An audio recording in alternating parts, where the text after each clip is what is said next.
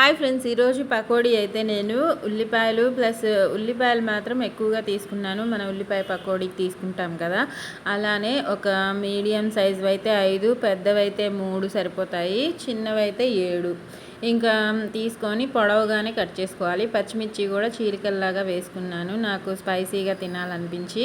ఇంకా దానిలో ఇప్పుడు కరివేపాకు 2 రెమ్మలు, మెంతి కూర పావు కట్ట అన్నమాట, కట్టలో పావు వంతు వేసుకున్నాను. వేసేసుకొని మెంతికూర పకోడీ అనమాట, చాలా బాగుంది, ట్రై చేయండి.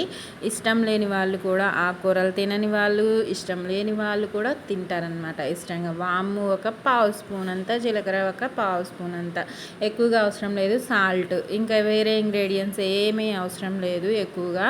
ఇంకా ఇవి వేసుకొని ముందుగా అయితే నీట్గా కలిసేలాగా, ఉప్పు కలిసేలాగా మిక్స్ చేసుకోవాలి. ఇంకా ఈ ఉల్లిపాయ కూడా చీలికల్లాగా అవుతుంది ఇంకా నీట్గా. మనం బియ్యం పిండి కాస్త ఎక్కువగా వేసుకోవాలి శనగపిండి కంటే, అప్పుడు క్రిస్పీగా బాగా వస్తాయి గట్టి పకోడీ. శనగపిండి 3/4 కప్పు, బియ్యం పిండి 1.5 కప్పు వేసుకున్నాను అనమాట, మీకు ముందుగా చూపించలేదు కదా. ఇంకా పిండి కలిపే దాంట్లోనే ఉంటుంది గట్టి పకోడీకి అయితే. ఎక్కువగా వాటర్ వేసేసి లూజ్గా కలుపుకోకూడదు, కొద్దిగా వాటర్ వేసుకొని తడి పొడిగా కలుపుకోవాలన్నమాట. అప్పుడే మనకి గట్టి పకోడీ అనేది క్రిస్పీగా చాలా బాగా వస్తుంది, తినడానికి కూడా ఈజీగా ఉంటుంది, తినడానికి కూడా బాగుంటుంది.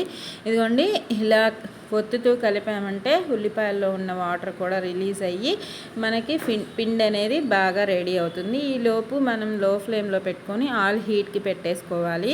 ఆయిల్ కూడా చక్కగా హీట్ అయిపోయింది కదా, మన పకోడీ వేసేసుకోవడమే. మీడియం ఫ్లేమ్లో పెట్టుకొని ఫ్రై చేసుకోండి. ఎప్పుడైనా సరే చెప్పే విషయమే, డీప్ ఫ్రై ఐటమ్స్ మీడియం ఫ్లేమ్లో ఫ్రై చేసుకుంటే సూపర్గా ఫ్రై అవుతాయి అన్నమాట. ఇదిగోండి, క్రిస్పీగా 2 వైపులా వేసిన వెంటనే కదపకండి, 5 to 10 minutes ఉంచుకొని టర్న్ చేసుకొని 2 వైపులా గోల్డెన్ బ్రౌన్ కలర్ వచ్చేంతసేపు ఫ్రై చేసుకుంటే మన క్రిస్పీ మెంతికూర పకోడీ అయితే రెడీ అయిపోయినట్టే. వీడియోలో చూపించిన విధంగా ట్రై చేయండి. నచ్చితే లైక్ చేయండి, యూస్ఫుల్గా ఉంటే మీ ఫ్రెండ్స్ అండ్ ఫ్యామిలీ మెంబర్స్కి షేర్ చేయండి. ఆరోగ్యంగా తినండి, సంతోషంగా ఉండండి. నా పకోడీ రెసిపీ చూసేసారు కదా, నచ్చింది కదా, ట్రై చేయండి ఫ్రెండ్స్. ట్రై చేశాక మీకు ఎలా వచ్చిందో నాకు కామెంట్స్లో పెట్టండి. చూడండి, నాకు పచ్చిమిర్చి ఇష్టమని ముందుగా పచ్చిమిర్చినే తీసుకుంటున్నాను టేస్టింగ్ కోసము. చాలా బాగుంటుంది, క్రిస్పీగా టేస్టీగా. పప్పులోకి చేశాను అనమాట. ఇంకా రోజు ఏదో ఒక రకం చేసుకుంటూ ఉంటాం కదా, ఎప్పుడు ఫ్రై ఎందుకని చెప్పి ఈరోజు పకోడీ ట్రై చేశాను.